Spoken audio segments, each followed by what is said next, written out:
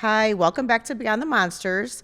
Today I have Charles here, who lives right here in Franklin, Tennessee, and he has a celebration today. What is today? 3 years. 3 years continuous sober. sobriety. Amazing. It's amazing. Such an accomplishment.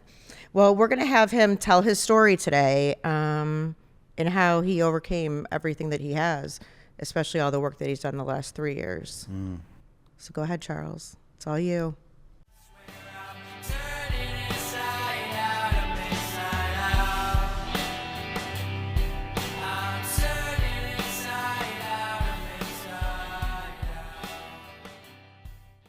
I don't even know where to start. Maybe start with your childhood, like, what you went through, as a kid, which, that starts our mental health journey, Sure does. because Yes. you have to deal.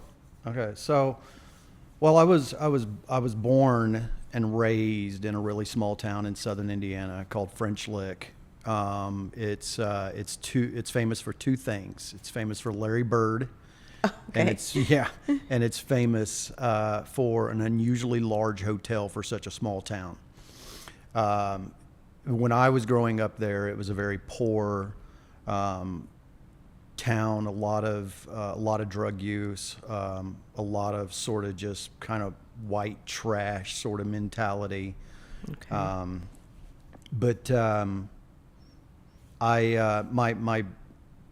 one half of a twin. For whatever reason, my mom raised my twin brother, and my grandmother raised me. Okay. And we were really poor, really poor. So when I say poor, I'm talking about that sort of poor you see on TV, but no one really kind of ever gets to experience. It's like they know it's there in America Right. somewhere, but most people don't ever get to experience. And that was us. I mean, government food lines, welfare, any sort of government, subsidies. We raised chickens and hogs. We did the whole subsistent living thing. Winters were particularly rough because we didn't have town water. We had actual spring water, so it would freeze a lot in the winter. So Okay. we wouldn't even have running. I remember collecting snow a lot of times for water. Really? Yeah, we were really poor. My grandmother loved me though. She did the best she could with the tools she had. She was extremely and devout in her religion. Okay. Right. So one of the things that sort of separated me from the rest of my family was I was always a little bit smarter than the rest of them, right? Right. And they could kind of see it, and it sort of intimidated them. But I would question things in the Bible that sort of just didn't make sense to me. And my grandmother hated that Oh, I'm sure. because the Bible was factual to her. Right. Right? Like 100% factual. And she probably fully lived by it in every way. 100%. Right. 100%. Okay. Which was its own form of sort of trauma, later on. But I mean, I just kind of questioned a lot of what that looked like, and Yeah. she was a very devout Catholic up until about 8 years old. And her oldest daughter decided that she was going to become a Mormon. Oh. Okay. And my grandmother was extremely upset with her. I'm sure. Right? And I remember the fight. She was irate, and she called her, every name in the book. And the tragic part of this story is my aunt left and literally died. She was over medicated and fell down a flight of stairs. Oh, God. And so my grandmother, in dealing with the trauma, believed that she was visited by Jesus Okay. and told her that Mormonism was the one true religion. And immediately, she switched Catholic it. to Mormon. Yeah. Yeah. That's a big switch. It's a huge switch. Yeah. It's a huge sure. switch. For Yeah. sure. Yeah. So But religion, I had to come to kind of grips with that. But, my mother wasn't present a lot. And when she was, it was her inserting her dominance. She was a very cruel woman. My mother was. So you're with grandma and your twin is with your mom. Yes. Growing up. Do you ever remember, were you like super resentful of your mom because you were with your grandma and not with her, or were you glad? I was glad. Okay. I was glad, very glad. Okay. I didn't think about it from a resentment standpoint. My mother scared me. Okay. And I remember being afraid of her almost all the way up until about 15-ish, where, she just couldn't bully beat me you anymore, right? So what kind of things were happening to where you were so afraid of her? Well, for example, when I was a child, she came in, and I was a young child. We used to have to burn our trash, right? We couldn't, we lived out in so she told us to pick up everything that was in the yard and put it in the fire, right? And there was these fishing poles in the yard, so I picked them up and put them in the fire, and it upset her, and she beat me with a burning fishing pole and caught my pant leg on fire, and I have 3rd-degree burns like all over my left leg because of that. Oh, and you were so young. I was young. I was 2 going on 3 when that happened. It was Halloween. It was Halloween day, and she took me out of the hospital against medical advisement so that Jonathan, my twin, could go trick-or-treating. Oh, and it geez. ended up getting infected, and Sure. they had to medevac me up to a burn unit in Indianapolis, where I stayed. I don't know how long I was there. I still have memories of it. Right. And back when we were young like that, I don't think there was a lot that children's services weren't involved like they are today, right? Not like they are today. I remember them coming. Oh, they did. But Okay. it was more from them thinking that Mamaw was too old to raise me, right? It wasn't that it was a protected environment or that there was love there. It was right. So, but nothing ever really happened, from that perspective. But I just remember my mom just being extremely physically and emotionally cruel, right? To you and your sibling? She would. It was mainly me. I was the scapegoat, right? Okay. Like, I don't know why she resented me. I think, one, because my mom always fancied herself intelligent. And she was. She was smart. Mm-hmm. Like, say what you want about her. She was smart. But I think the fact that she's seen that sort of in me, that for some reason she just fixated on me. Now, not to say that Jonathan didn't get it every once in a while. Right. He did. Right. Not to the extent that I did, though. Okay. Right. And that was obvious early on, right? Like, that was pretty obvious that there was a huge difference in favoritism between me and my twin. Okay. Right. And so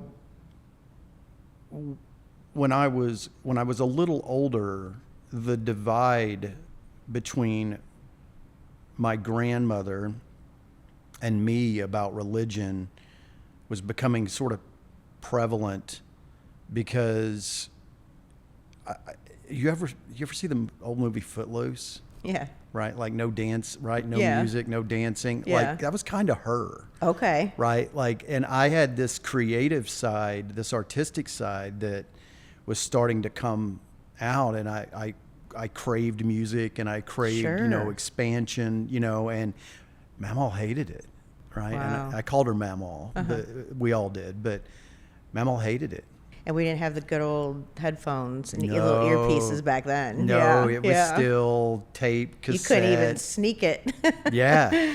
Yeah, it was. I remember it was. Do you remember when Columbia did those sort of 10 CDs for a penny thing? Yes. Yeah. Right. Yeah. Yeah. So, which I probably owe Columbia some money, but I think we all probably did. right. But like, Yeah. I remember I managed to sneak some cassettes, and one of them was Guns N' Roses' "Appetite for Destruction." Okay. Right? I think it's like 88, somewhere around in there. Yeah.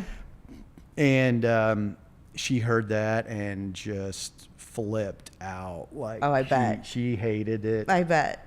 And so I had a choice to make around 14 or so. I had a choice to make, and it was either stay with Mamal, who sort of handicapped me from a creative perspective, or go to Mom, where it was just almost ultimate freedom, except moments of insanity. Right. Like Mom didn't give a shit Yeah. about it. Like there was Right. no anything. Right. Like Yeah. there were just, her rules were ever flowing and changing, and you needed to decide one day to the next on what that looked like. Right. Was she still trying to like control you even at your grandma's house? Even though you were there, No. she was still trying to make the rules? Not really, no. She just sort of, like I said, she would just fly in these sort of moments of insanity. Like it was just like she would just come in, and then all of a sudden just all hell would break loose. Right. Like, and it could be anything. Like, I mean, Mamal could set her, anything could just set her off. Right. Like, so I decided somewhere around in that age that I was actually going to go live with Mom, right? Oh. Because it allowed I was able to do things, right? Okay. And I was 14, 15-ish, but I was able to go out with my friends. I was able to, listen to Right. music. Mom didn't have, say what you want about her, but when it came to music and movies and, that, she just didn't care. Right. And you're a teenager, so like weighing it out, I can go deal with Mom and be able to do stuff and live a little. Yeah. Yeah. So that was my choice. Okay, so the house in town, I remember it. It was on Water Street, and it was in terrible condition. There was a hole in our bedroom that we would literally have to like walk around, or you'd fall straight through down to the. Oh, wow. Yeah, like I mean, it was bad, and Yeah. the worst part were the roaches, right? Like Yeah. and I mean, if anybody has ever had roaches to this extent, they know exactly what I'm talking about. But you would open up like a cabinet, and just thousands of them would just scatter. Oh, God. Right. And I remember it like I was extremely sad this day after this event, because I just didn't understand why we had to live the way that we did. Right. And I didn't understand this, I didn't really understand the social hierarchies, I guess, or I didn't understand social environments very well. I was only 14, 15, but I was just sad because I got up to go to school, and, I was pouring a bowl of cereal, got the milk. I was always really good about getting up and going to school, where my brother wasn't. But I poured the cereal, and I took a few bites, and I looked down, and these two roaches just sort of popped up in the milk. Oh. And I was so That had to scar you. I was so disgusted. Well, Yeah. I'm talking about it now, Yeah. so it's obviously a memory Yeah. that's right. So I just remember walking to school sad, that, Yeah. we had to live the way that we did, and I couldn't understand why my mom just couldn't get a job like regular people. Like other you kids, know. parents and stuff. The other thing, I really need to talk about, when it comes to my family, was they were very violent people, right? Fighting was just a way of life. Right. My mom's rules were never snitch and never back down from a fight. Okay. Right. And she would literally, I remember I was messing around with this girl named Amber, and she had a boyfriend named Chance Durbin. I'll never forget his, I don't know if I can say his name, but Sorry, Chance. yeah. But he literally came to, and he was a couple of years older than me, a lot bigger than I was, right? And I remember he came to the front yard and started calling me out, right? And my mom made me go out there and fight him. Really? Right? Yeah, like the ass whooping you're going to get in here will be worse than the ass whooping you're going to go out there get out there. Wow. Yeah, and backtrack. What happened? I got to know what happened. Honestly, I went sort of spider monkey on him, and he really didn't know what to think. Right? Like, I mean, I just went like full on Crazy ape shit. which that actually comes into effect sort of later on, but. Just because I was different from the rest of my family didn't mean that I didn't have a little bit of that in me. Right. Sure, So I just went full on batshit spider monkey and just flew into him, and he didn't know what to think, man. I mean, I was all over him, and he actually good sort of good. like, I'm done. And I could, but it was, but that was sort of the violence of it aspect, right? I remember earlier on too, just to qualify sort of the violence, I remember my sister coming in, and she had just blood all over her, right? And she had literally just stabbed someone, right? And just chaos, they were just constant. I just remember them scurrying around and trying to like figure out what they were going to do. The law was coming and all this, How old is she now? Oh God. Dana's probably, I just turned 49. Dana's 63, 64. Okay, so she was an adult already then. So the dynamic of the family was there were 3 older siblings from different dads. Mm-hmm. And then there was Jonathan and I. And there was a 13-year age gap between the youngest sister and Jonathan and I. So it was Dana, Teresa, and Kelly. Okay. And they were 13, 15, and 17 years older than us. Okay. So Jonathan and I were kind of a, surprise. The oops babies. Yeah.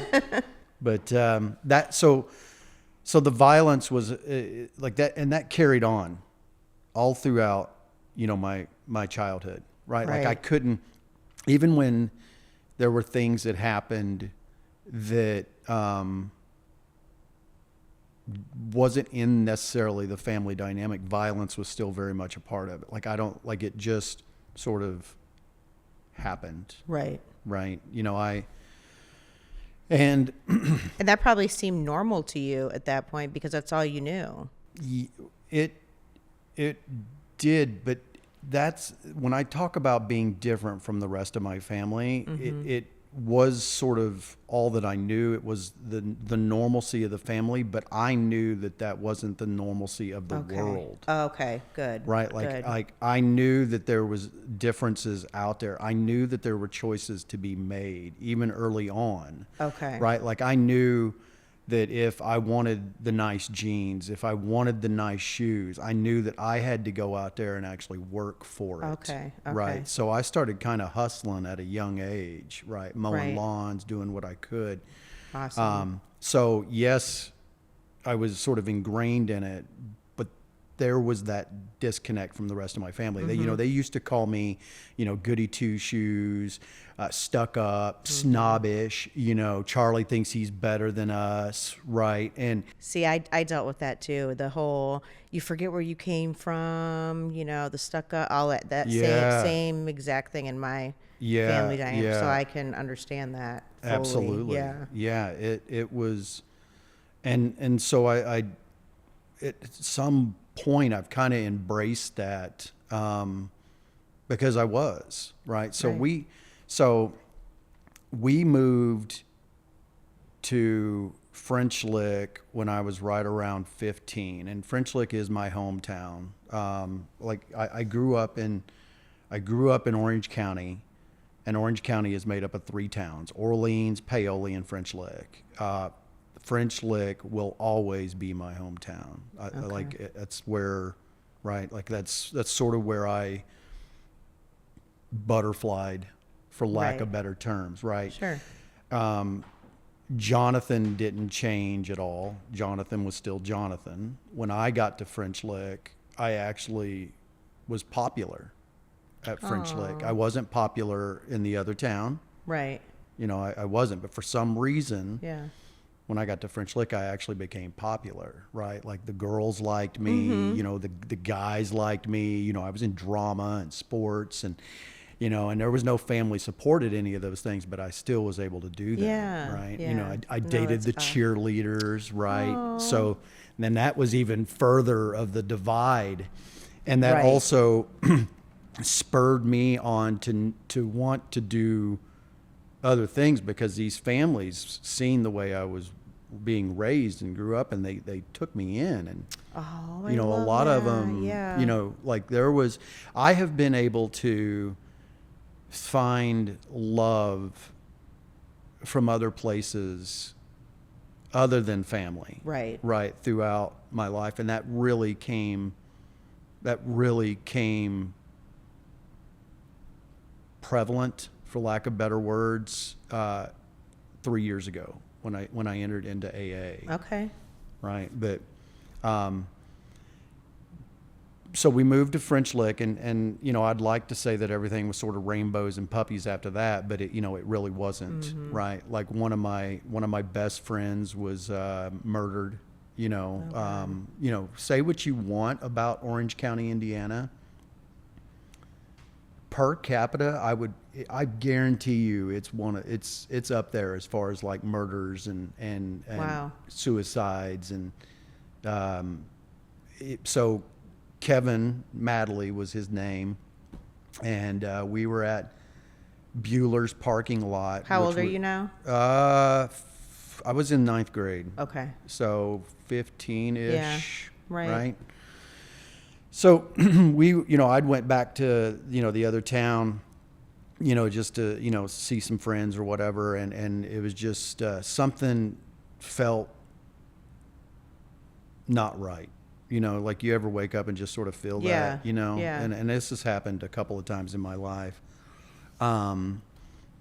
But basically Kevin got into a fight with a girl he was dating's ex-boyfriend, and Kevin won, and we went back to Bueller's to celebrate Kevin's victory, and Right. we were all happy. Kevin was a badass. Right. Like he really was. Kevin was tough, and Yeah. and I still think about Kevin every once in a while. But sure enough, we're sitting there and we see the guy's truck pull in the parking lot, and it's like, oh my God, is he here for another ass whooping? Right. And about that time the window came down, and he shot Kevin point blank with a shotgun. Oh my God. I was probably from here to there away from him when it happened, and then the guy drove down the road and turned a gun on himself. It was tragic all the way around. Wow. God, that's horrible. Yeah, it really was. And, I'd like to say that was the only murder in our high school, but it wasn't. There was another kid named Lemuel Hickman who, that kid was off from day one, right? Like he was just, like he would sit on the school bus just going, there's rocks in my socks, there's rock, right? Like he was just an odd kid. Right. Well, he couldn't make friends in his own age group, so he would always play with like these younger kids. And he ended up beating a kid named Dexter Elkeberger to death with a log. Oh, jeez. Yeah, Lemuel Hickman, I'll never forget. Like that was. Did he get teased a lot? Oh yeah. Yeah. He was off, and kids are cruel. Yeah, I was like, he was probably like, not that He I'm making was excuses for him, teased. but so angry. He had to be. You know, I don't know much about the trial thing. There were rumors going around, that when they asked him why he did it, he just said he wanted to know what it felt like to kill someone, So, wires were crossed. For sure. Yeah. But so, that happened, around 15, around 16. I found my cousin hanging. He had killed himself. His marriage had went south. She claimed some pretty drastic things, got him arrested, things that we knew just weren't true. Right. And he didn't have the bandwidth or the tools to process, Right. so he hung himself. And he did it in the woods where we had went mushroom hunting. And so Tony, backtrack a little bit. Tony was about the only father figure I really ever had growing up. He was a cousin, but he was considerably older, Right, like maybe right. 13, 14 years older than I was. And he was a young adult, and, he had a little family, and whenever they would go do things, Tony would take me with him, right? Like So he to the included amusement you, park, yeah. and like we would go mushroom hunting and ginseng hunt, the things that just, typical Southern people, country Right. folk do. And I respected Tony, and I cared for him. He was a good man, and And you're the one that found him? yeah, he hung himself in the woods, and left his truck out there, and the National Guards got involved, and all the police got involved, and they try to find him. And when we got there on Saturday, I think it was Saturday, it definitely was a weekend, but we all broke up into these little search parties, and there were bloodhounds and all kinds of things Right. to try to find him. And for some reason, I just sort of veered off, and just kind of went my own little way, and, had my head down, and I walked, and when I looked up, I mean, there he was, rigor mortis had set in, Right. like I remember his face. Yeah, you don't forget those things. Yeah, They're it was. Yeah. So that was really traumatizing. That Sure. was really traumatizing, and I, mental health treatment it just didn't exist back then. Right. Right. Like not like it does today. Yeah. But I didn't really know. How did you even process it? Like being so young, and that was, the one good positive adult figure that you had in your life. I don't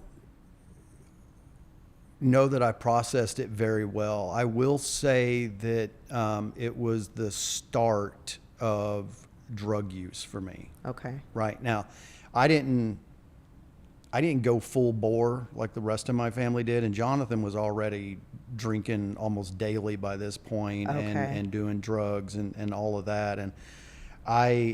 But I will say that I started to experiment with weed, and I ended up I had an aunt in Fort Lauderdale, and my family thought it would be a good idea if I left Southern Indiana and went down there and stayed with her. Okay. So I did for a little while, but I had a cousin that was really into the coke scene down there. South Florida, yeah. Yeah, during the early 90s. Right. Right. So that for me was just sort of, because the woman that was supplying her was dealing in massive amounts of cocaine. Yeah. Right. And it was the most bizarre thing for me. I mean, just the way that I'd watch these people, Right. the way they would react to this drug, and I'm just Craziness. like, yeah, it was bizarre. But I started to experiment with drug use right around that age, but I didn't get, like, I wasn't an addict. Right. Right? Like I wasn't an addict yet. Which is And surprising because you had full access Yeah. to it all and you were around it. yeah, like it just didn't do what I mean, I was able to watch my family. I seen what weed and, Right. I seen the way they would act, but for some reason it just didn't click yet for me. Right. And, so how old am I right now? Probably about 17, 18-ish, somewhere in this neighborhood. Okay. I'd quit high school, Okay. which, I don't, honestly, today I look at my life, I really don't regret it. Right. But, I did, had a girlfriend, and she broke up with me, and, with that, we were talking earlier about sort of those defense mechanisms. Right, Well, right. the other foot, when things, so rejection, right, for obvious reasons, was really hard for me to deal with. For sure. Right. Abandonment issues, rejection issues. Like, so I didn't handle it well. Right. I quit school. It's like, I'll show you. Right. Right? Watch me. Yeah, I'm going to really fuck up my life now. But, so I quit school, but I did turn around and get my GED really quick. Okay. Right. Because back then it was the weirdest thing. Like, you could quit school and with your parents' permission, and then 6 months later you could get your GED. Right. And for whatever reason, I did that. Like, Right. I did that. And then, I decided I was going to join the military. Okay. It's like, okay, so I joined the National Guards, because they were the only ones at that time that were taking GEDs. Okay. Right. Even the Army wasn't, because the Army does it like every once in a while. All right. Right. They're like, okay, we'll take high school dropouts now. Right, But right. back then, the National Guard. So I joined the National Guards thinking that I would be able to flow into the Army at some point, because that was the plan for a lot of us that dropped out of school, was you join the National Guards and eventually the Army will take you. Right? Okay. But, Okay.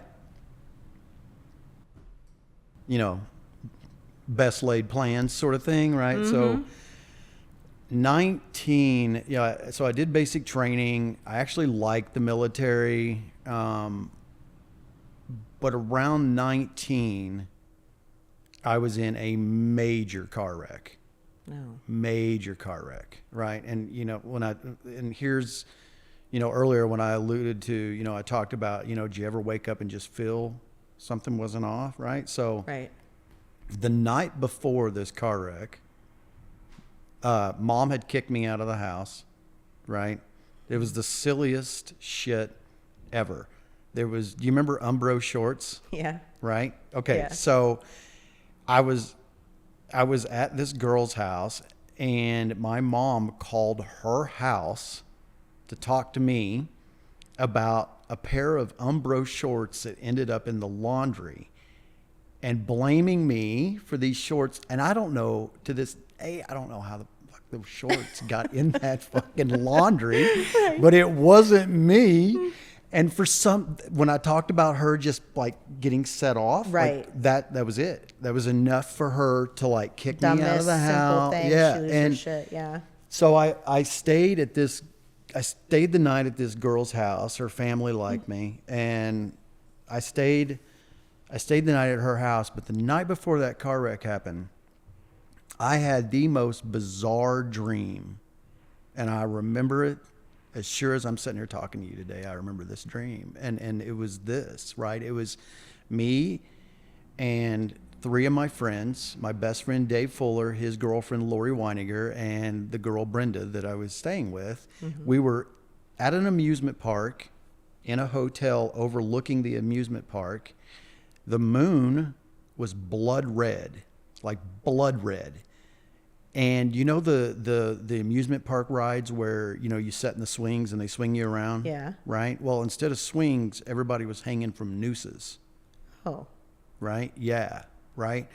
That was the dream. Right? And I remember waking up and I was like, this dream. Like, and I talked about it all day. I'm like, It was so real. It was so real. Yeah. Right? And I went to a state park that day with Dave Fuller, Lori Weiniger, and Brenda, right? Oh. And on the way back, we dropped Dave and Lori off, and we picked up a TV and put it in the back of Brenda's little Cavalier and headed down the road. And we were just driving. And about that time, like, I went down to tie my shoe and I was talking about that dream. And I look up and there's a Chevy truck right in front of us. And we just T-boned it. Wow. Right? The girl and the guy that was driving the truck, I knew them. Yeah. They were in an argument, and she just pulled into like she was going to pull in her driveway and didn't even see us. And we T-boned them, right? Mm-hmm. And I remember it perfectly. Like, I remember slowing down. I remember my head going through the window. Oh, I remember my head coming back through the window. I remember the TV hitting me and pushing me back through the window. Really? And I push my head, like back, and I look at Brenda, and I call it a coincidence. I don't know what, but I think this was the blood red moon. I look at Brenda, and her face went from white to red. Like, she had so many cuts on her face, and she was just right. And I look at her, and I'm like, oh my God. And then, so I crawl out of the car across the hood and go over to her door, and she's screaming, get me the fuck out of here. Get me the fuck out of here. Yeah. And I'm like, Brenda, I can't. You might have a broken neck. I don't know what's happening. Yeah. Like, I'm just going to lay your seat back, right? Help is on the way. And about that time, the adrenaline wore off. I was fading. Then you started to feel it. And yeah.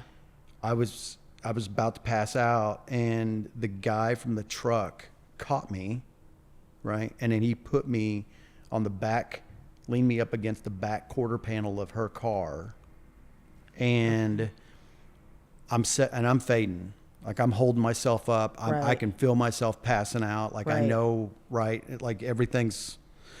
And about that time, I heard the sound of tires on wet pavement. That sound, right? Yeah. And as soon as I heard that, I was like, oh fuck. So he hits and slams me between the truck and the car. Right? And I felt the twist. I felt like, right. And I came to in my old gym teacher's arms, Leslie Akers, right? Like, I remember, right? And she's asking me questions, what day is it, doing the, the sort of the EMT kind of thing is, right? Like, what day is it, and I remember looking at my arm, and it was just yellow. Yellow. And I was like, oh no, my liver's busted. Right. And I'm trying to I'm getting upset with her because it's like, I know what fucking day of the week it is, right? Like, I'm dying here, yes, right? Like, I need, just help me. Yeah. So, but, so my liver was busted, my lungs were collapsed, broken femur, broken back, broken neck, ruptured intestines, holy shit. Yeah, I was in rough shape. And, the ambulance ended up coming. They got me to the hospital. And this whole time, I was fairly calm. Like, say what you want, and maybe this is the childhood in me, but in a kind of a chaos situation, I'm pretty calm. Right. But so I'm fairly calm through this whole process. I'm just Were you feeling anything at this point, or was it total shock? I don't remember pain. Okay. I don't remember pain. I remember being scared. There had to be a hell of a lot of pain, thow. And your brain's protecting you. I guess, yeah, but I don't remember pain. And then they get me to the hospital, and I remember all of the BS, and then the anesthesiologist came in, and I asked him, point blank, like what are my odds? Right. And I mean, with just the utmost honesty, he said, son, you need to get right with God. He goes, you might not come out of this alive. And he goes, if there's anybody that, and I was just like, that did it. Wow. Right. That was I cried. Right. Because I was like, I didn't think I was going to come out of it. Right? Yeah. Like I thought I was dying. Right. And, that car wreck is extremely pivotal in my life, not for the obvious reasons, but when I came to from the car wreck, I'd been in a drug-induced coma for several weeks. And, Oh, okay. I came to and I had a morphine watch on, and I remember hitting that morphine watch and I felt that morphine spread. Mm-hmm. And it hit, and it was just, and Yeah. that was it. That was it. There's not too many people that can, nail down like the finite moment of their addiction, right? Right. But that was it for me. Yeah. I was hooked. I wanted that high, and when I even started to heal, I wanted that high. And I loved pain pills, but that. So from when that happened and you have your morphine drip, they probably sent you home on pain pills and Oh, yeah. pain management. Yeah, this would have been 96-ish, Okay. right? 96, somewhere around in there. Pain meds back, I mean, they handed them out like Tic Sure. Tacs, Right. Right. And with everything that had happened to me, I mean, I was a walking, it was easy. Yeah. And it was easy all the way up until, the FDA got involved with the doctors back in 2000 something. It was easy for me. So what was your use like? Like what, how did the addiction grow, I should say? So you're in the hospital, you feel that morphine drip, you feel it taking away the pain all the way to your fingertips. Where do you go from there? Straight into insanity. Okay. Right. So, I still fancied myself different from the rest of my family, and I could run from a lot, but I mean, as soon as I started chasing that euphoria, there was never enough. Right. There was never enough of anything. Right. Right. And right around, and even though it was easy for me to get pain meds, it was still a process, right? But around that same time, the meth epidemic hit southern Indiana, right? And this was before, you got to understand, a lot of people, nowadays it's kind of a joke, like the whole meth thing, but you got to understand, there was a time when the police had no fucking idea Right. what was going on, right? There was a time when you could go to Sam's Club and walk in and carry out crates of Sudafed. Right. Yeah, that's true. That's true. They didn't have a clue what was going on. Right. They didn't understand so the police was clueless. So there was a moment in southern Indiana where everybody was making that shit. Right. Right. There were people doing it that you wouldn't, principals of schools and everybody was doing it. Everybody was making it. Right. And everybody fancied themselves a chemist, we even had nicknames for people that was making it. Right. So we could talk on the phone to each other. I remember there was, one we called Chef Boyardee. So I chased that high. I started doing meth. I started making meth. Okay. And I did that. I pain pills, Xanax. I still wasn't a drinker, right? I got drunk. Right. You know, I went to the bars, right? Because Right. that's where people partied and shit. But Sure. I wasn't a huge drinker, right? For me, it was still very much Drugs. Hard drugs, Right. right? Pain pills, right? Meth. You know, I seen a friend of mine, Toby. Sorry, Toby. I don't know where the hell he's at, and I haven't seen him. But anyway, you know, I don't say caught, but I seen him shooting up, Okay. right? And I was like, well, why are you doing that as opposed to doing this? And, Right. you know, it's Right. just so I wasn't a big needle user, but I did use needles, right? Right. Like eventually it was, to me, it scared me too much, right? Like I was always afraid that it would always be too much in that particular. So, but, you know, I did the meth, I made it, you know, I did all that. And basically what happened was I walked in and I caught my sister shooting up my 13-year-old niece. Oh. Right? And that for me was, and this would have probably been around 24, 25. So that's her daughter. Yes. 13-year-old daughter. Yes. Yes. Yes. Dana. Probably the most toxic of us all. Right? Like Dana,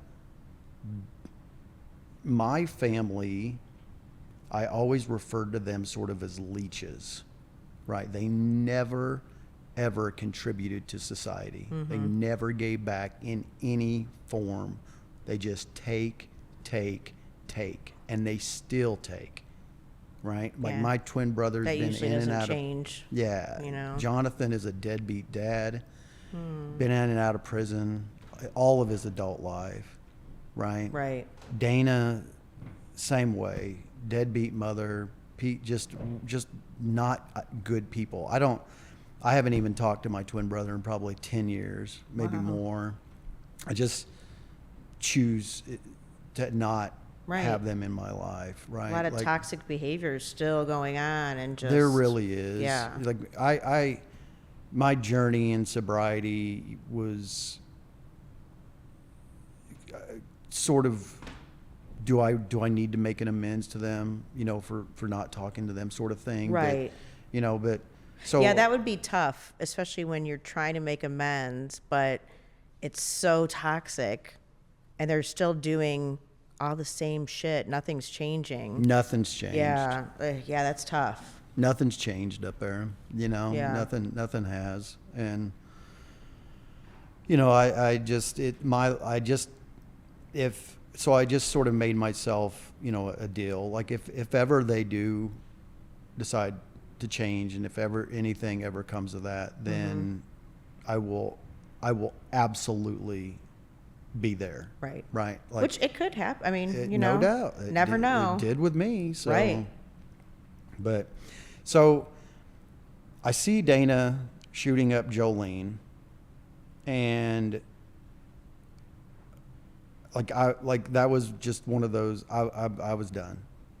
It was just one of those moments in my life where it's like, I can't do this shit anymore. Okay. Right. So I called 911. You know, I'd been up for days.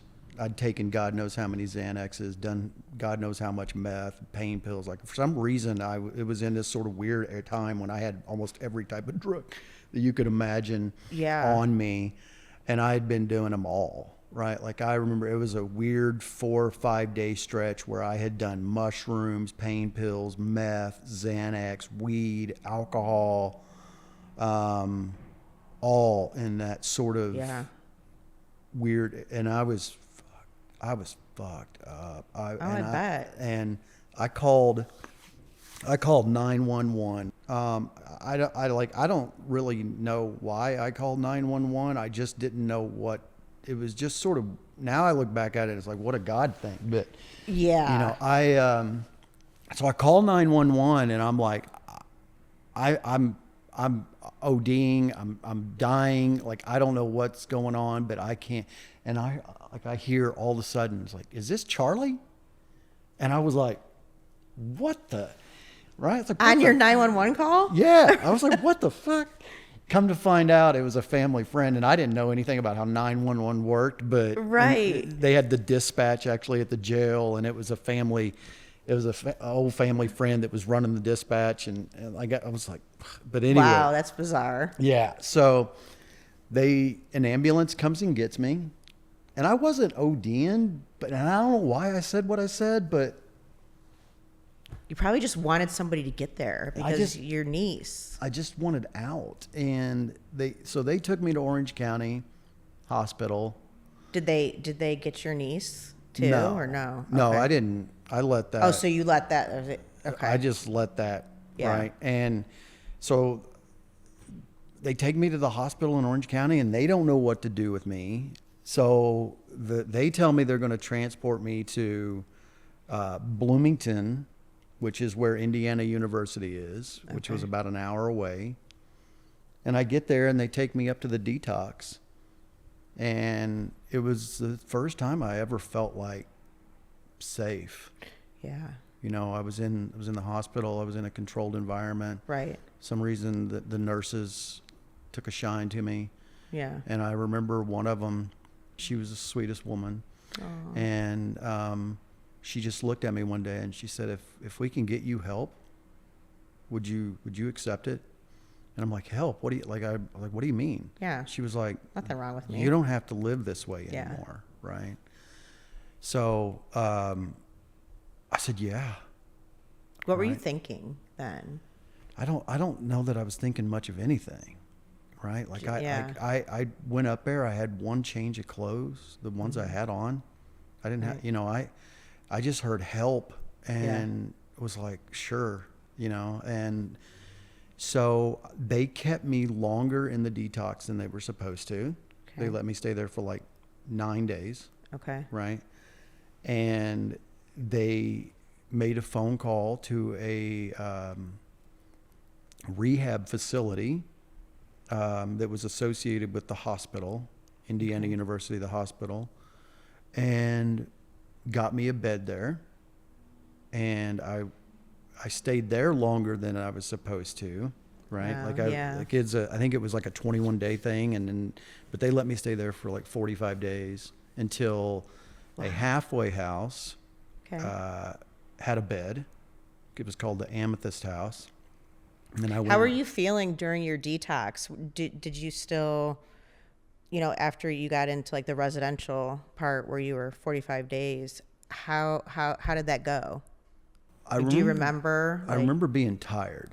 Just tired a lot. I remember being tired for like the first couple of weeks, but I was still young enough to where physically I didn't have sort of like the major withdrawals, right? Like I just knew that now all of a sudden there's this whole world out there that I knew nothing about. Right. I mean, nothing about it. Recovery was never, no one talks about recovery. Right, exactly. Right. Exactly. And at this time, I still didn't understand the mental health aspect of everything, Sure. right? Like it was just, you're an addict. This is what it is. Right. You just need to quit. Just stop doing it. Yeah, just stop doing it. Yeah. Like so, I get into the Amethyst House, and I'm going to AA. I'm 25-ish years old. I'm going to AA. I'm doing the deal, and I'm going to meetings, and I'm becoming popular in AA if there is such a thing. And well, and you're around like-minded people then. Everybody's kind of has the same goal. Yeah, and the fact that it was a college town. Yeah. There was a lot of young people in AA too. Right. So I found myself sort of, when we'd hang out on like Fridays and drink coffee and, do all the, sort of young, sober things that kids did. Right. And I just couldn't believe that this world existed an hour away from where I grew up, right? Like this university, and I was just, and like I started to make friends, and I stayed there, I want to say right around 6 months. and stayed sober, clean that entire time, and loved it. Loved it. Did Got you a struggle sponsor. on and off during that time? Like just No. cravings, anything No. like that? No. Okay. Like I mean, You're just focused. Like, yeah, I was super hyper focused. Yeah, Got a sponsor. He was actually the director of child psychology at IU. Okay. Yeah, like his name was Sasha. I still Okay. remember him. Great guy. A great guy, but he and I loved it. I loved it, and I don't know what came. I don't know. I don't remember exactly what came first, but I ended up meeting an older woman. Okay. She was 17 years older than me. Her name was Kim. In recovery? Mm-hmm. Okay. Her name was Kim, and she had significant sobriety, right? Okay. Like a lot of years. But we hit it off, right? And whether it was wrong or right, like we fell in love, right? And I moved in with her, and Okay. and maybe call it, maybe it was, I seen a maternal, who knows, For sure. psychologically speaking, Absolutely. who knows, but I loved her, right? And I mean, it was doomed from the time it started, but I just, one, the age, the sobriety difference, like, Yeah. I wasn't done with my youthful BS. I thought I Right, was. right. I changed a lot in this time, but so Kim and I, we ended up breaking up, and I got my own place, and I decided I was going to put myself into college, but she ended up getting cancer, colon cancer, and died, and that was rough. That was really rough for me. That was You were really, still there for her and everything during that? well, I felt that I was. I don't know that she felt the same way, right? But Right. it still was pretty hard for me to process, Yeah. her dying, Sure. But at somewhere in this time of being sober and clean, I had made the conscious effort that drugs bad, prison or death, alcohol okay, right? Like Justified. Yeah. safer, Yeah. right? And about this time was when the PTSD started to kick in, right? I had no clue what it was. I didn't know how to identify it, but I knew I wasn't sleeping at all. Could not sleep, could not shut my brain off. It was Were you having a lot of flashbacks and just trauma. Like whenever I would sleep, it was violent nightmares. Yeah. Violent nightmares, which I'd never had before. Okay. Right. Like it was, and I wasn't sleeping. I was losing my fucking mind. Yeah, for right. sure. And I didn't know what to do. Yeah. I was still, I wasn't going to go see a psychiatrist. I was not going to go do it because that's what mom did. Right. Okay. Remember we were talking earlier about that hyper-focused bullshit? Mm-hmm. That is what mom would do. I'm not like mom. I don't have mental health issues. Right. Right. But I'm smarter. I'm stronger. I can handle this. Yeah. Got it. yeah, the story of my life. Right. So a friend of mine, acquaintance, if you will, said, why don't you just have a couple beers, shut your brain off? Right. Now that sounds How long now? Sobriety for how long at this point? maybe 8-9 months. Okay. Maybe. And that sounds simplistic almost. Why not just have a couple beers to shut your brain off? But you got to understand, by this point, I was already an addict, right? It's like, okay, well, I can't do. So for me, I did. I went and bought a 6-pack of beer. I literally had 3 beers, was able to sleep, get up, and go to work and be productive. And it worked. Right. It worked wonderfully, right? So right out of the gate, I was a daily drinker. I drank every day from that point till I was 46 years old. Almost 20 years. So crazy, because that was never the source of your addiction. It was always drugs, hardcore drugs. Yeah. And then it just switched. Yeah. Yeah. For the most part. Like I would still buy pain pills and whatnot every Okay. once in a while, right? But it wasn't.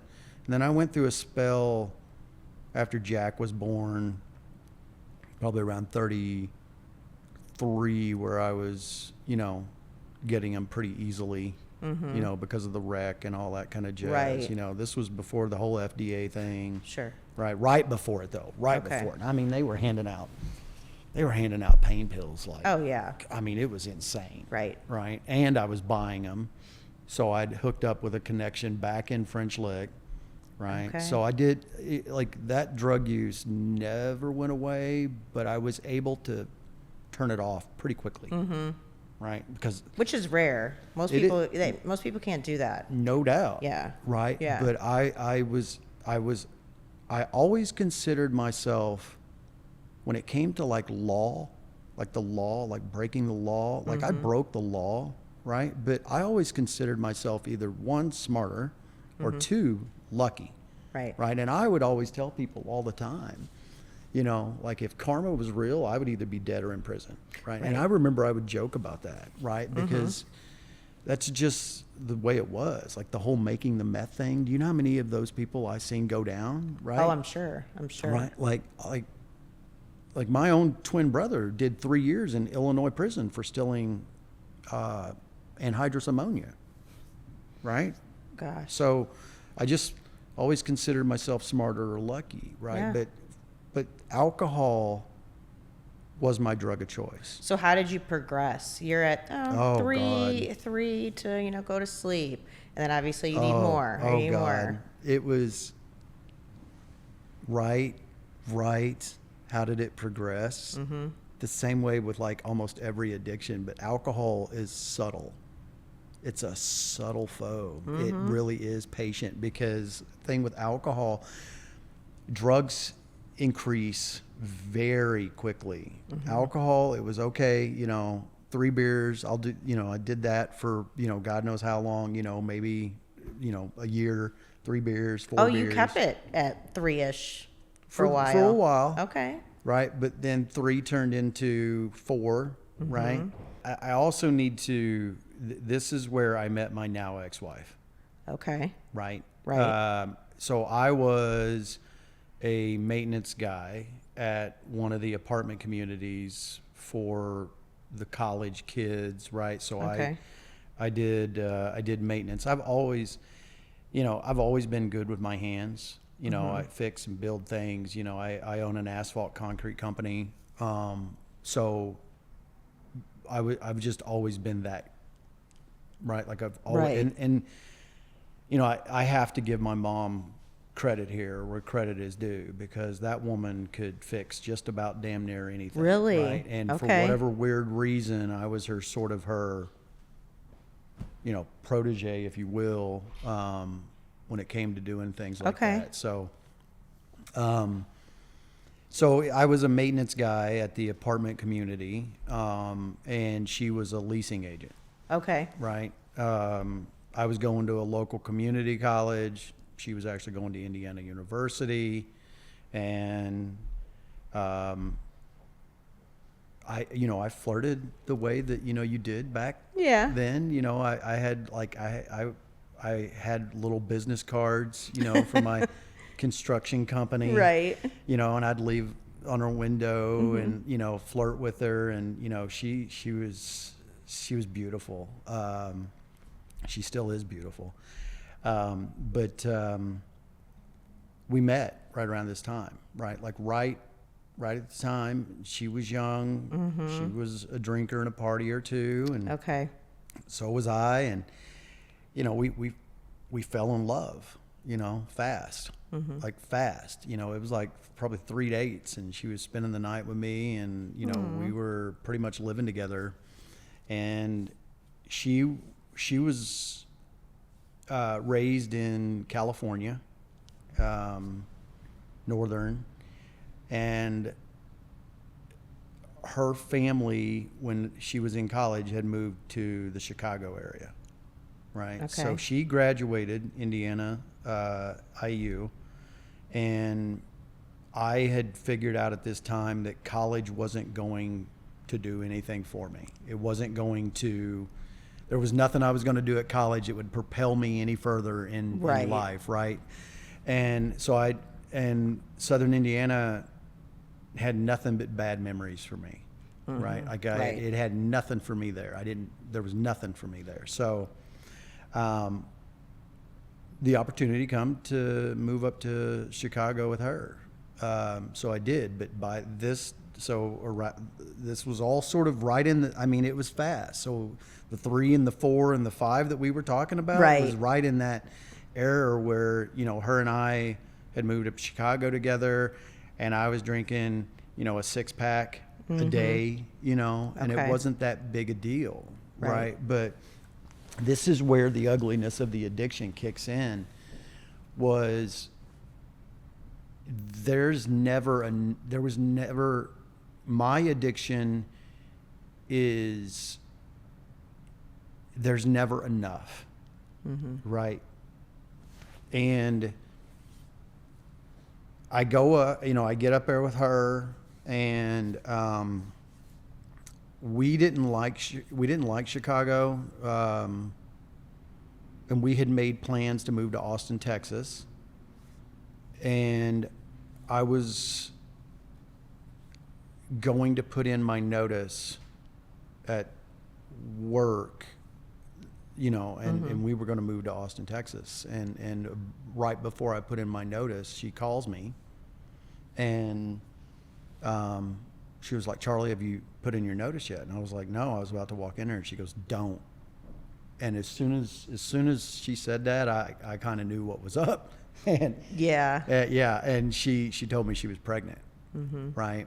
And I mean, I didn't handle it well, you know. I really didn't. You know, I was terrified. You know, I grew up in that sort of, well, you too. You know, we grew up in that sort of generation where it's like, well, if you know you had a deadbeat dad, then you're going to be a deadbeat dad, right? Like if you were raised abused, you were going to be abusive, and, you know, and they sort of just kind of ingrained that in there. And I was just terrified about being a father. I was terrified about being a father, and I didn't handle it well, right? So what did I do? Panic attacks, right? I didn't know what the fuck was going on, right? Like panic attacks are still, like I don't have them today, like weirdly enough, sobriety, right? But I started having panic attacks, and the way these things manifest themselves is so physical. I seriously thought I was dying, and doctors could not solve the problem, right? And so I started having like these really massive, just debilitating.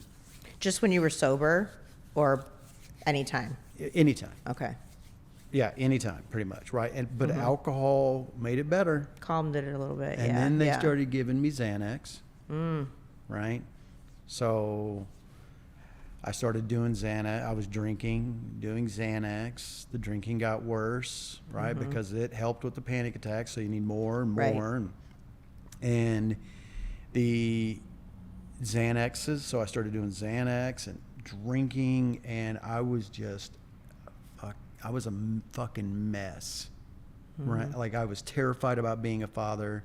She was really pregnant, right? Even our wedding photos, I mean, they're, you know, big belly, and, you know, but she married me. You know, she kept telling everybody in her family, like, there's greatness in him. I see it, you know? And she said, like, and Jack was born, and I would like to say, Jack was born, and all of a sudden just it stopped, but it didn't. And I made an ass out of myself quite a bit, and it just kept getting worse and worse. And then something just clicked one day where it was like it was a choice. Like being a good father and being present was sort of a choice, and I just stopped doing the Xanax, got a job, a decent job. And I'll touch on the job thing here too, because I kind of need to. It's just sort of really a big part of my story. But now, were you ever like a violent or a mean drug addict, alcoholic type thing, or were you just? No, not to say that there weren't moments of that would creep in, but Right. not really. No, I was a selfish drunk, and that I wanted, like, if you affect the way I drink, and I don't want you around me. Right. And like I said, I was still drinking daily. I stopped doing the Xanax and whatnot, but not to say that, like, look, I'd love to, sit here and just be like, no, but there were moments when there was violence involved in it. And here, I thought about this when the divorce was happening, and, all of the accusations, and a lot of them were true. They were, but it was always when we were drunk together. Right. Like it never was when it was just me drinking, or it was always when we were drunk together. And she had a little crazy in her too, right? Like, I mean, Cara was a good woman. She really was. Great woman. Well, and of course that stuff always comes out, drinking, drugs, any of that, Sure. But right around this time, I call it luck, call it God, call it whatever you want, but I ended up getting a job with a company called Rose Paving in Chicago, right? And it was purely based on, it wasn't that I was a great project manager or anything and they wanted right? It was that I had a very narcissistic and ego-centric boss that was a womanizer, and he wanted young, good-looking guys around him to right, like, go to bars and right. But it just so happened to be that I also was a really good project manager, right? So I got this job, and it was an amazing opportunity. We took a relatively small paving company to like a whole new height. Like, it was on the back of like 4 or 5 of us, and we created an entire division nationally that today it's a $1 billion industry, right? Like the national paving scene in America really started on the backs of us. And we took a small paving company, and within a few years it was a $100 million company.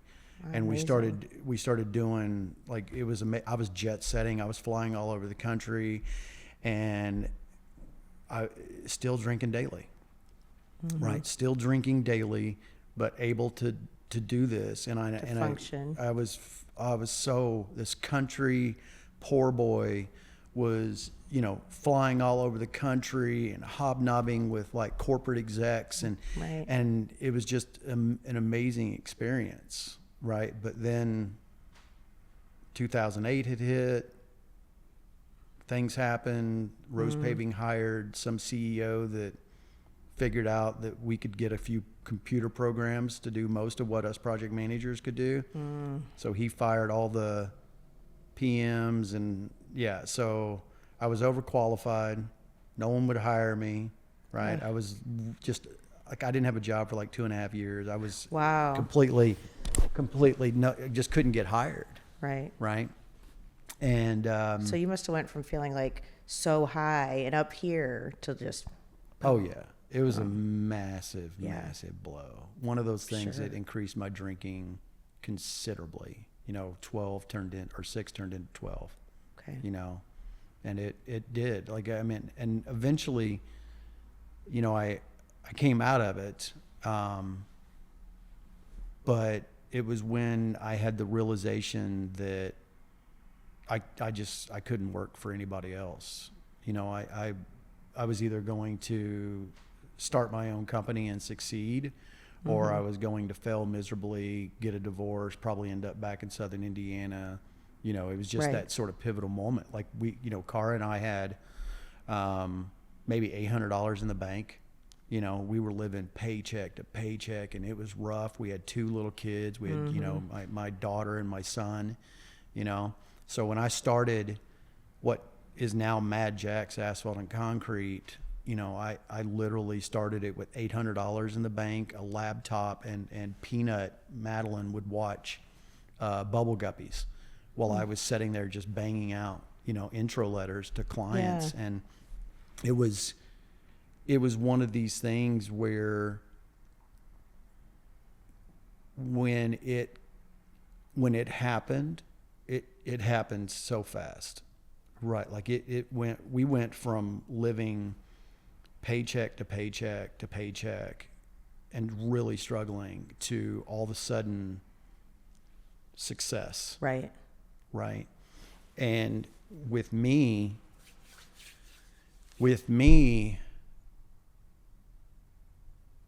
every rung of the ladder of success just meant more and more drinking, right? Like my drinking just kept increasing, and 12 turned into 14, 14 into 16, right? Right. And we decided after Mad Jack's became successful and we knew that it was sustaining, we decided we had enough of Illinois.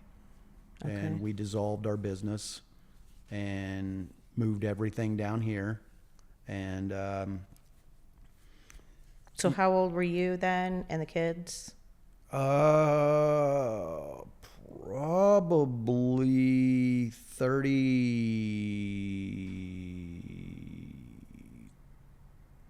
35-ish, Okay. 35-ish, 36-ish, somewhere around in there. Okay. So somewhere around in there. Yeah. No, I would have had to been close to 40. Sorry. Because I've been down here 9 years. I turned 49. So yeah, so we're somewhere around in the 40-ish range. Okay. The business, we were in business a few years up there. So yeah, so I'm trying to figure out the math. But anyway. Did you guys have a plan? Like, you dissolved the business, or you're like, I'm just going to start this in Nashville? Well, we just moved it down here.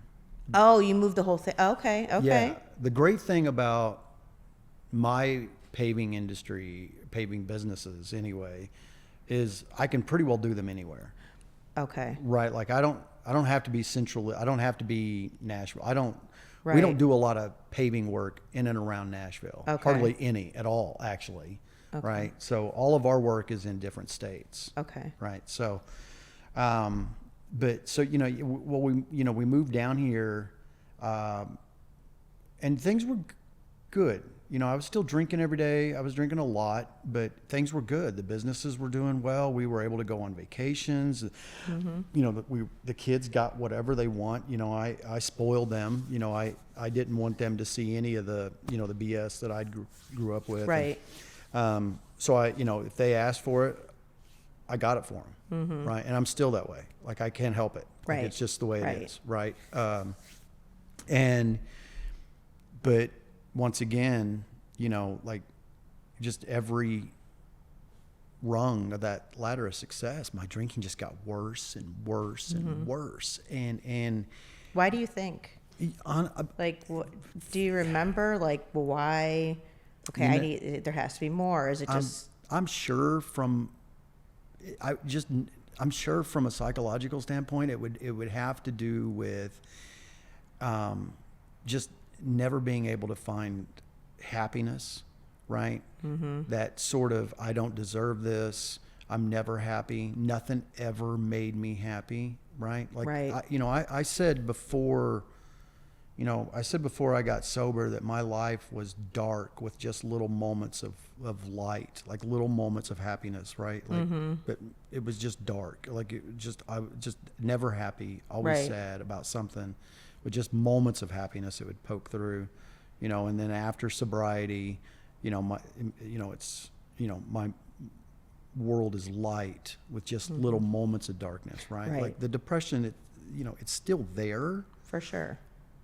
but it goes away pretty quickly today, and I now know how to deal with it, right?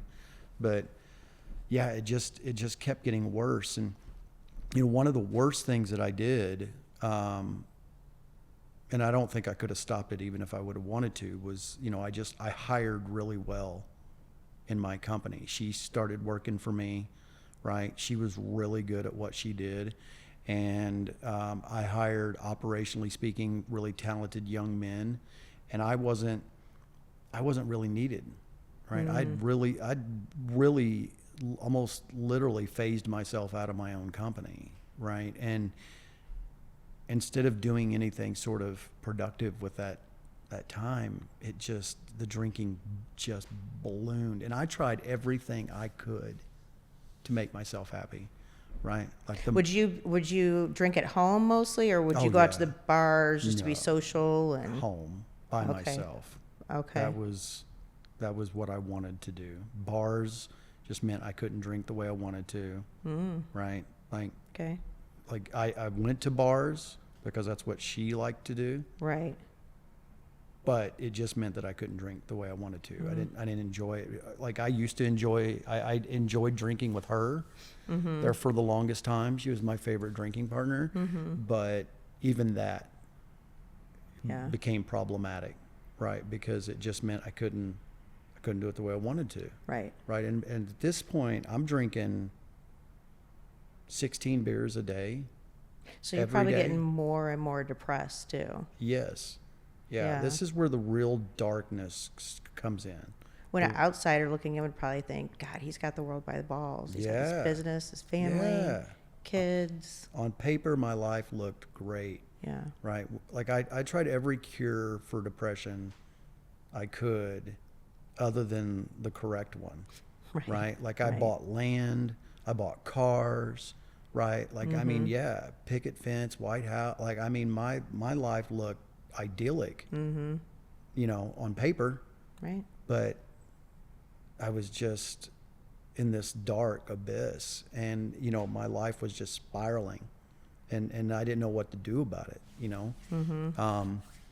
Yeah, I mean, so 16 turned into 20 turned into 24, right? I'm Wow. literally the last 4 years, maybe 5 of my drinking, I was drinking 24 beers every single day, 7 days a week, 365 days. I was drinking every single day a case of beer, and that was a Cobb Tuesday, right? Like that was just a Cobb Tuesday. Come weekends, it was balls out, right? Because that's somewhere in this time frame of drinking. She drank every day as well, but something happened with her. Like she just stopped Oh. and just drank on the weekends. Now she would still, like I'm not going to take her inventory, Right. but weekends, I mean, it was still balls out, right? Like I Right. watched her get, one time that I watched her the night before she was supposed to fly to her grandfather's induction into the Arlington National Cemetery. I watched her get so drunk. Like I've never seen anything like it. Her legs stopped working. Oh, wow. Yeah, it was insane. Like she came out of the bar Kimbrough's over here and just face planted. Oh, God. And just, I mean, her entire, like, that's the reason she couldn't go, right? But but somehow she was able to stop drinking every day and just drink on the weekends. And I wanted to so bad, so many arguments So many arguments. That's what I was going to ask next. Yeah. Like, Why can't you just do this? Right. Why can't you just drink on the weekends like me? Why can't you just stop? Why don't you go to AA again? Right. I remember that one. I also remember telling her that I would rather die. I remember saying it. I would rather die of alcohol or whatever than to go back to those rooms. And I don't know why I'd built such I think it was because of Kim, right? That whole thing with Kim, Right. all of that. Like I had just built this resentment against Alcoholics Anonymous and refused, and, but yeah, so just a Cobb Tuesday was 24 beers every day, weekends, balls out. I started doing things that I hadn't done in years, decades. I was buying cocaine again. Okay. I was doing so my day, I this think, is during your last 5 years? yeah. Okay. So, well, the cocaine thing was during the last year and a half of it, but I think it's important to talk about what my daily routine looked like.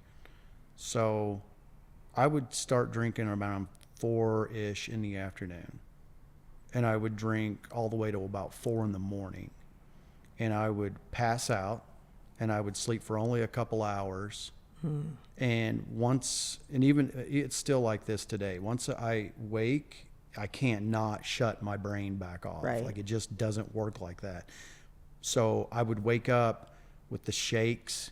And for me, the idea of waking up with a drink, now that's a real alcoholic, waking up and taking, that's a real, I'm Right. not that bad. I don't do it all day and all night. But Yeah. I would take 5 1 milligram Xanaxes at about 6 or 7 in the morning, sleep till about 1 or 2 in the afternoon, get up, shower, whatever, make it look like I did something Right. for the kids, Right. and then rinse and repeat. And that was my daily routine every day, right? I started doing cocaine again. I started hurting myself again, started cutting. I huffed, You were a cutter too? yeah. I huffed ether, starting fluid in the garage one night. I shot up beer.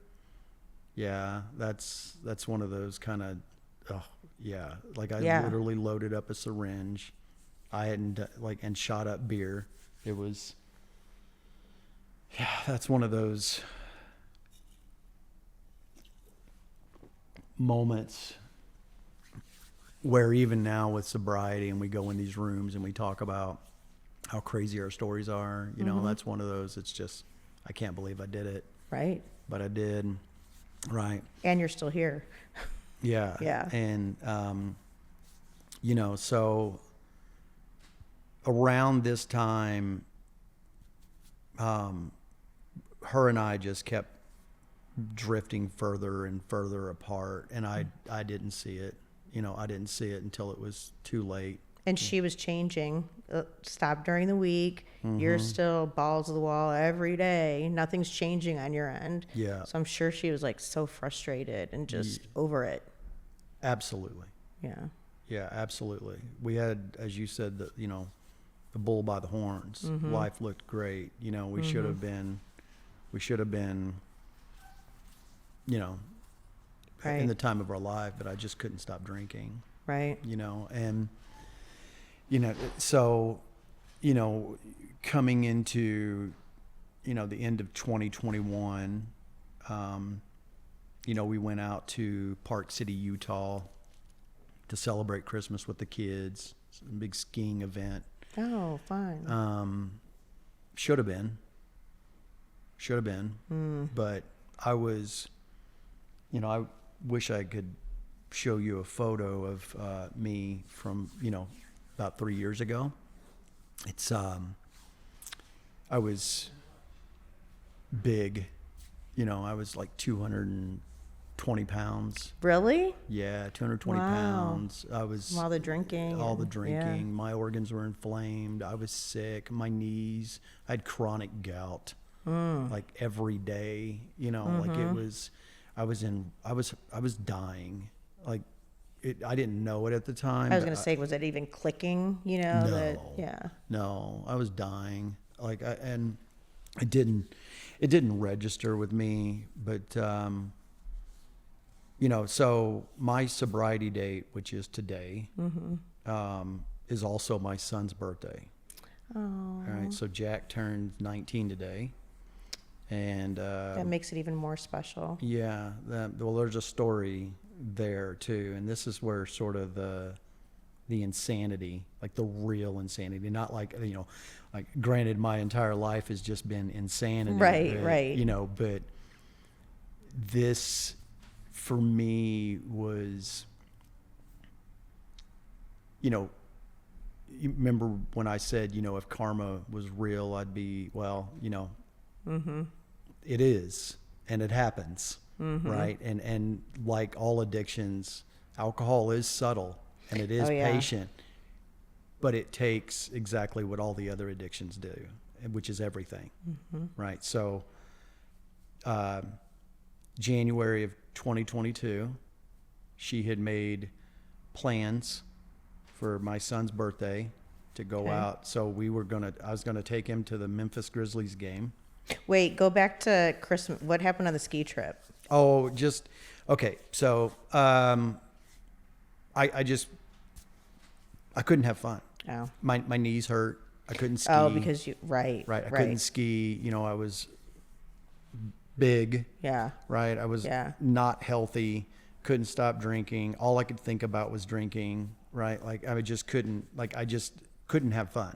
Right. I just could not have fun. And it was an amazing, like we stayed in a nice little home in Park City, you know, like it was beautiful. The snow was on the ground. Yeah. We stayed the last 5 days at the Waldorf, you know, like it was just the most picturesque vacation, and I couldn't have fun, you know? Yeah. Like I remember we went and got massages when we were at the Waldorf. And, you know, with the part where you like lay on your belly, like I couldn't. Oh, yeah. Right. Like I couldn't, it was so uncomfortable for me. So during the massage, during that part, I was just like constant, like, you know, like it was awful. Right. And so, we come home and I still didn't see the divide between her and I. Right. And, so, she's planning for Jack's 16th birthday. Okay. To take him out to a Memphis Grizzlies game. Right. And she, I didn't think anything about it, but she plans this big deal, and, it's me and her father and Jack's friend and Jack, and, we all drive out to Memphis. And, I take him to this Grizzlies game, and we're right on the floor, right? We're right there with the, the basketball players, and, Jack's having the best time ever. And, the night ends with the basketball game, and, her dad and Jack and everybody goes up to their rooms, and, I do what I do, right? I go out on Bill Street and, right? And I'm partying it up, man. I'm buying out bars and just doing me. And, I woke up the next day, and it was 5:45. I even have it tattooed on my arm. And I knew, once again, that you just know something's not right. Right. Like that happened to me several times, right? This was hopefully the last, hopefully. Yeah. Knock on everything. Right. But something wasn't right. We had this app called Life 360. We used it, all the time, and something wasn't right. Something wasn't right. Her last known location was at a bar called Dolan's, which is not a great bar in Franklin. It's about the closest thing to This is your wife? Yeah. Okay. Yeah. Sorry. Yeah. So Cara's last known location, my now ex-wife, was at a bar called Dolan's, and it's about the roughest bar in Franklin. It really is. Like it's pretty rough, and I didn't know what was going on, right? I was calling hospitals, I was calling police, I was calling friends, I was calling her mom, I was calling everybody. Like, is she dead? Did someone drug her, or you know? Right. And I was terrified. I was scared. I was so scared. So I hustled everybody up, got them in the car, and headed back to Franklin, you know. Yeah. And I keep trying to call. Her dad's trying to comfort me, you know, and I'm like, Bill, something's not right. Something's not right.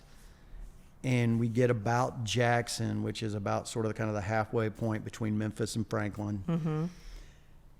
And she answers the phone. And with what I can only describe as the utmost glee, she tells me she slept with someone else. Right, like over the speakerphone of the car. Right, she's like, I slept with someone else last night. And I need to say this. I need to say this before I continue with this story. I have forgiven her. Mm-hmm. I have forgiven him. I wish them the best. Right, I really, truly do. And if I was married to me, I probably would have did the same thing. Yeah. Right, because I was a vacuum of emotion. I showed her no love. I took her for granted. I absolutely was just a terrible guy from that perspective. Like I just showed her no respect, none. Right. Okay. And so I truly believe that because of my drinking, I drove her to that. I'm not trying to justify it or anything like that. I'm just merely trying to state that I don't blame her. Right. But so she says that, and my entire world just collapsed at that moment. Like I knew my life would never be the same, right? Like I knew that my perfect idyllic family that I had spent so much time trying to create was done, right? And I really did. I spent, like, I probably stayed in that marriage longer than I should have because of the simple fact of this is what a perfect family looks like, right? And so anyway, you know, I'm driving like a bat out of hell to get back to Franklin as fast as I can to just basically argue, right? You know, because that's what I get back, and that's basically what it was. You know, I mean, just imagine, you know, just what you'd think it would be. Right. You know, you find out your wife had an affair, you know, and you know, so I'm crying and I'm sad and I'm scared and, you know, I'm demanding to know who it is, and she's refusing to tell me, and of course she is, you know, but finally her parents got involved, right? And they actually set her down and was like, you need to come clean here, right? Because I think they wanted to know too, right? Because she was pretty hush-hush about it. And right. Come to find out it was one of my employees. Oh. Yeah. So, yeah. Double whammy. Yeah. And not to mention. But was he a good employee? Not really. Okay. No. Well. He was good at what he did. But he had stolen money from us. Right? Like yeah. So there was that too. Like the fact that here, you know, and that was a big ego hit. It's like him. Right. But they're still together. I mean, they really are still together. Okay. And, you know, like I don't want to go too far into the story, but right. I mean, you know, but anyway, I'm beat. I'm done. I'm crushed. I'm devastated. I just want to die. Right. Like I just want to die. Yeah. Right. So I grab one of those giant things of Grey Goose you get from, because if I'm going out in style. Right. Grey Goose for me. Right. You know, but it's one of those Costco things of Yeah. Grey Goose, and you know, and I grabbed that, and I had a new bottle of Xanax, you know, with 91 milligrams Xanaxes in it. Have you been suicidal before this? I had not to the point where it was like, okay, I'm fucking doing it. Okay. Right. Like, yeah, ideations and, you know, yes. Okay. Yeah. I mean, when you grow up the way I did, you can't help but have the thoughts. Yeah. Right. Yeah.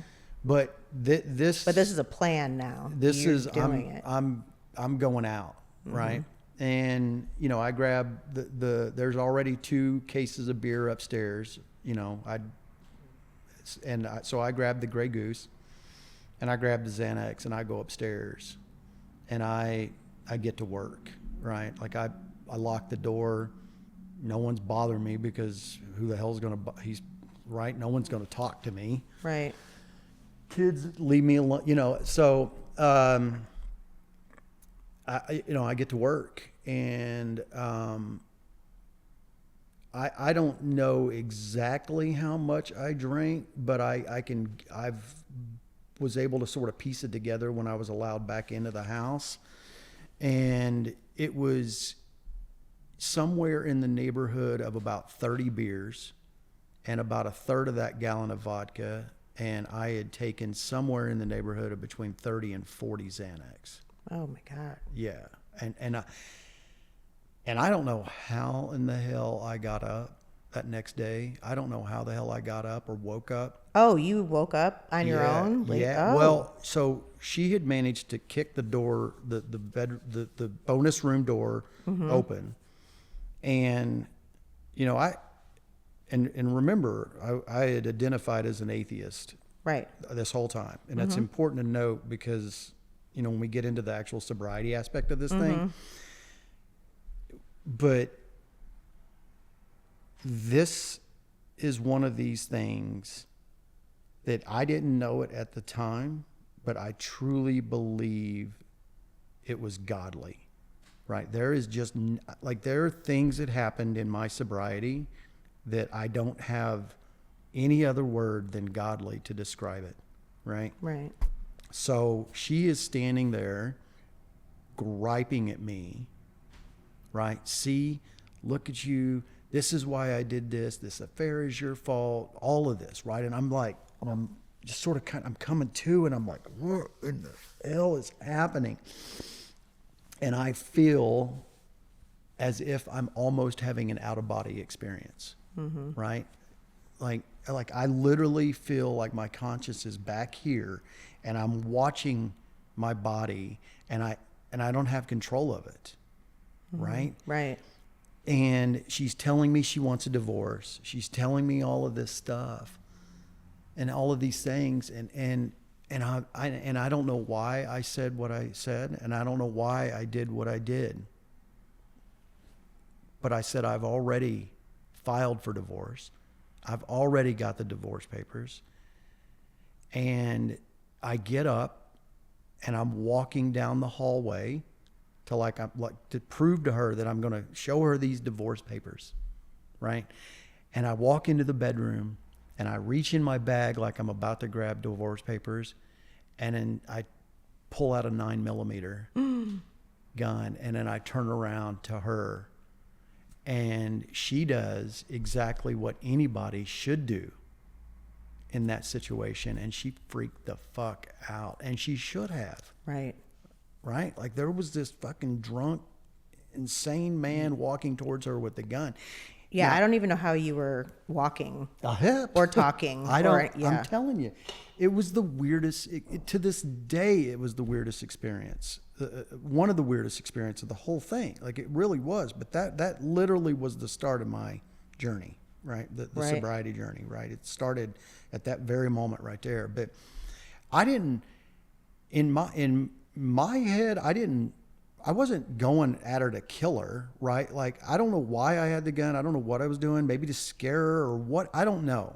Right. But all I know is when she freaked out, the next thing I know, my in-laws were involved.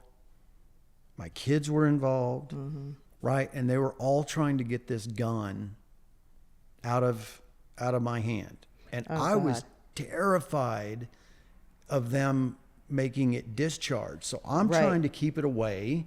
They're trying to grab it. Oh God, and they're all coming at you. Yeah, from everywhere. Yeah. And finally I see an opening and I just drop it on the floor. Well, as soon as that gun hit the floor, Madeline, Jack, Cara, and her mom run outside, right? Yeah. And I never got along with her dad very much at all. Like, honestly, he was a bit of an asshole. But I will say, in that moment, he stood at the top of those stairs and would not let me pass, right? Because I went into the bonus room and I grabbed another gun, and he stood at the top of those stairs and would not let me pass. And I will, like, that was like the bravery, like it was really courageous of him. I will say that. Like, but about this time, I look and I can see police just, I mean, you can see them. They're in the yard. The cars are in the yard. Like they're all over my house. Right. And I, You still have the gun in your hand? yeah. So I knew what was happening. Right. Like I had several friends that were police in Chicago. You know, one of my better friends in Franklin was an ex-Memphis cop, and I'd talk and hobnobbed with them and went to the shooting ranges with them. And I knew what was going on. Right. So this is where it gets a little black for a few minutes. I don't know how Bill ended up outside, but he did. Right. And I was in the laundry room with a loaded gun.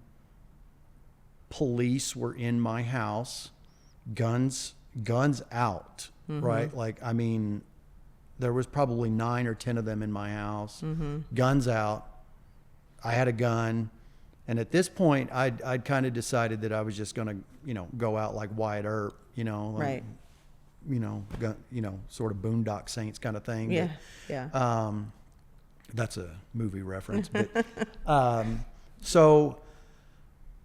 but for whatever weird reason, and I don't know what he said. I have no earthly idea what this police officer was saying, but whatever he was saying resonated with me. Right. Because I had put the gun down. They had to flashbang me. I forgot to mention that. Oh. So they decided to, so I was in there. That's correct. So they flashbanged me, and I still had the gun. And whatever and I'm telling you right now, flashbangs, they're legit. So let's just be clear. I couldn't, like, it's insane your perception when something like that happens. But I'm sure. Anyway, so whatever he was saying though whatever they were saying resonated, because I put the gun down and I went and sat on the couch and I just bawled. Nothing had really sunk in. I didn't really think about going to jail. I didn't even really know if they were going to take me to jail. Yeah. Like I didn't understand what was happening. And,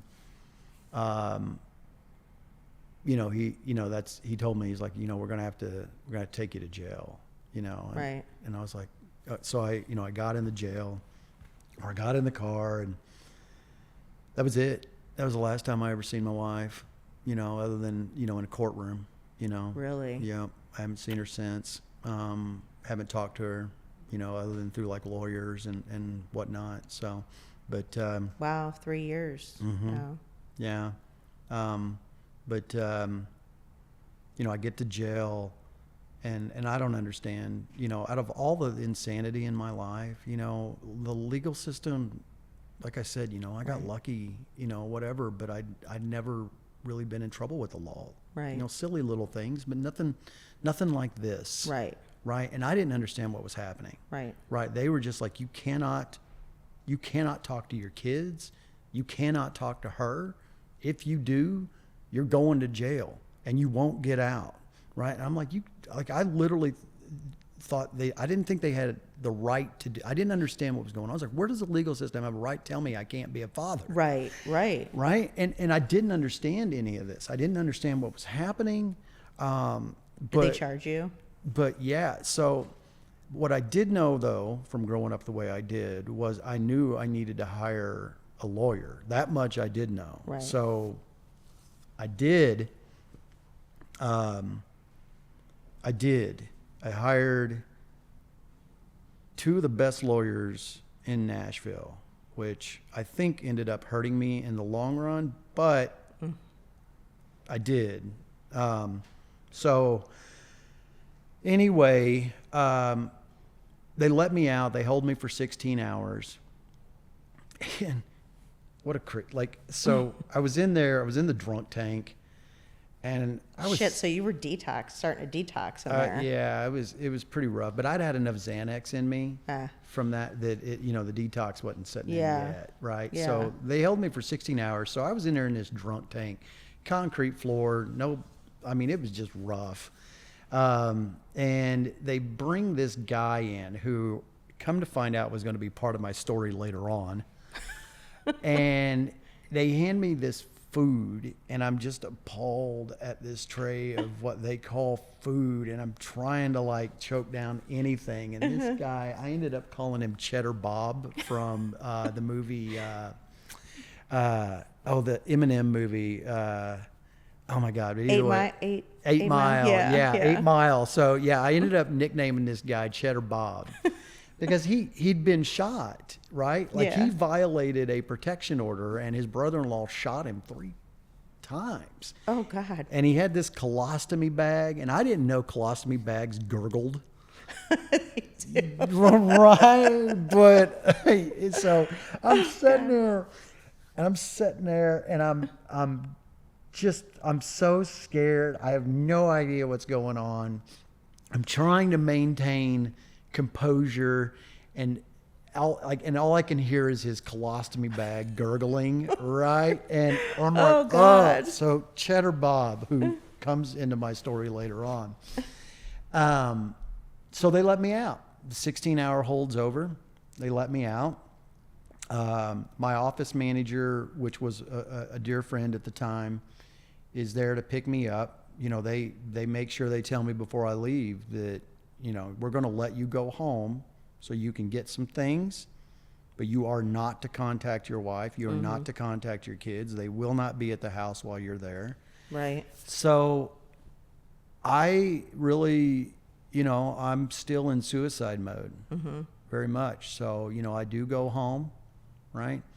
And all I care about is that bottle of Xanax and the rest of that Grey Goose. So this will kick me in the ass later on, but I literally grab a backpack and I reach in the dirty hamper clothes, grab some clothes because I don't know why I thought I was a grown ass man, but I don't know why I thought I had to hide the Grey Goose bottle. So, but Right. So I reach in the hamper and I grab a handful of dirty clothes and I shove them around that Grey Goose bottle and the bottle of Xanax, and out the door I go.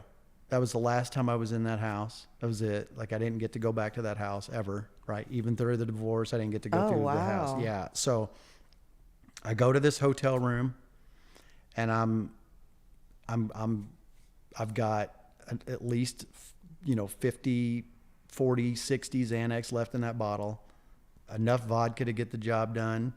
And I go buy a few cases of beer, and my job is to just finish it, right? Like I just thought I knew my kids would be taken care of. I knew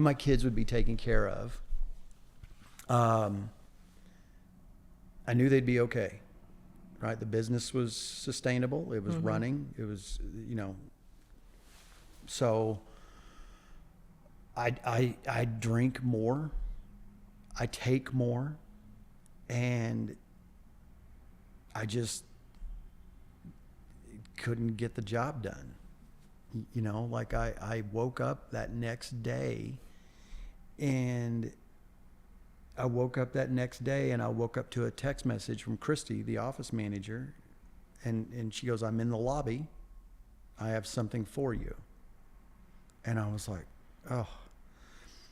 And I come down there, and she's got a bag of Chick-fil-A, and I couldn't eat. There's no way. And I'm a mess. Obviously I'm going to have to figure out another way to get the job done, because I can't drink and drug myself like I just So couldn't. you woke up again, you still had the feeling like I have to Yeah. get this done. Yeah.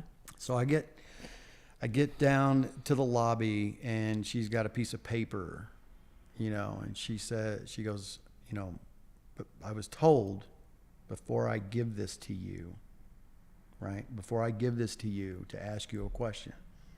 And I said, what's that? She goes, are you done? And I knew what she meant, right? Mm-hmm. I knew exactly what she meant. Mm-hmm. And I don't think I've ever cried like that. I don't think it stopped for days, right? Like I never cried like that, right? I haven't. And I said, yeah, I think I'm done, and she hands me the letter, and it's Cara and Jack and Maddie, and they're basically like, we love you. We want you to get help. Please get help. So I decide to check myself into rehab, and I do, and but on the way I need. That's when I decide I've got to get a lawyer, So we go see a lawyer, and I tell them what the plan is, and they're like, yes, you need to get to rehab, right? And so I checked myself into a rehab in Nashville, and it was awful. I think it was called Nashville Recovery or something like that. And it was a bunch of court appointed people, and it was co-ed, right. and it was just awful. Right. Mm-hmm. And I was like, no way. Sadly, there's a lot of those that are like that. There really is. And, so I checked myself out of there, and I find the place called The Ranch, which is just west of here about an hour, right? Okay. And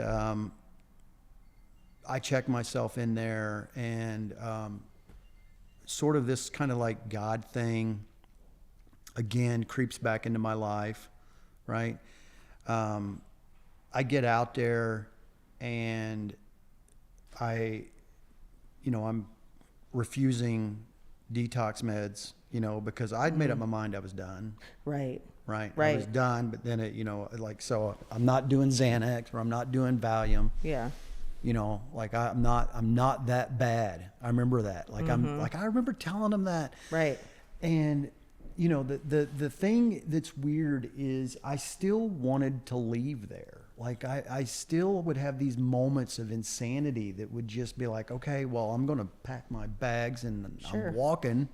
Mm-hmm. Right. And I'd pack my bags and I'd get ready to head out the door. And there was this guy named Ryan who, he really helped me out there a lot. He didn't stay sober, but he brought me back twice, and was like, what is it going to, just stay, right? Yeah. Just give it and then on the third time, I packed my bags, and I had them at the door, and Charles, who was my counselor out there, which actually I'm going to text when this is, when we're done here, but he said, I've got a letter from Madeline for you. Mm-hmm. And it basically was, somehow word had got out that I was threatening to leave or whatever. Mm-hmm. And I don't know if Madeline wrote this or not. I really don't. I've never asked her, right. And I probably never will. But it basically was like, Dad, I love you. If you leave there, I'm going to be extremely disappointed. Mm-hmm. That didn't get the job done because I was still going to leave, mm-hmm. right? But it stayed in my conscience. And we went to this off-site class meeting thing, and I was in the back of this paddy wagon, and we get there, and I'm sitting in the very back up against the door just waiting to get done so I can grab my bags and leave. And it ends, and we're in the back of this paddy wagon, and we're driving, and I'm sitting in the back with his name is Timo, who I really grew quite fond of while I was in there. One of the littlest men I've ever seen in my life, right? Yeah, just this little guy.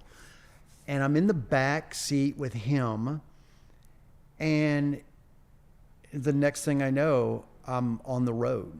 laying on the road, right? Like I'm sprawled out on the road. I got piss all over me, right? I had a seizure in the back of that paddy wagon. Oh, wow. And I had blood all over me. I busted my face on his knee, right? Mm-hmm. And he was flamboyant. Like, God love him, but he was real. So you can just imagine, I'm gushing blood. I'm flopping like a fish, and he's freaking the fuck out. Yeah. And I wake up, and I'm on the road, and everybody's like staring down at me. You know, and I've got piss of blood all over me, and I'm hurting, and I didn't know I'd had a seizure. Right. I thought we'd got in a wreck, actually. And, and it's weird what it takes for us to get this, right? Like, it's weird. Mm-hmm. But in that moment, I was so embarrassed that I had allowed myself to get that physically and mentally addicted to something that it broke me. Right. Right. And I don't know why it was that, but it was that. That was it for me. That was it. Like, I have not wanted a drink of alcohol or drugs since that moment. Right. Right. And they take me to the hospital. Right. I'm in the hospital, and they don't care. They don't give a shit, right? They know I'm in rehab, and right. They get me out of there, and I knew like something was wrong. Like, my back hurt really fucking bad. Like, I was like, something's not right, you know. But I can't get medical treatment out there, even though I was self-pay, and like I was, right. I couldn't get them to, and come to find out, like, I'd broke my back. Like I actually had compression fractures due to the seizure in my back. And so I end up staying out there 55 days at the ranch. I stayed out there 55 days. They actually made me leave. Right? Because I stayed out there, my 30 days was up, and I was like, man, can I just stay longer? I really need to stay longer. And I ended up staying out there because it felt like the world, like I was in a bubble almost. Like the rest of the, like, You're none of the, afraid to go back out there. None of the legal, the divorce, like Yep. none of that, like, hurt. Like, I was safe and protected there. Right. And Charles pretty well, I mean, he told me, he was like, we're going to make you leave. And, right. Like, so I felt like I was protected, and he knew what I was doing. Right. Like Charles was very instrumental in the whole thing, right? And I remember, and this is probably where it would be a good leading up point to stop.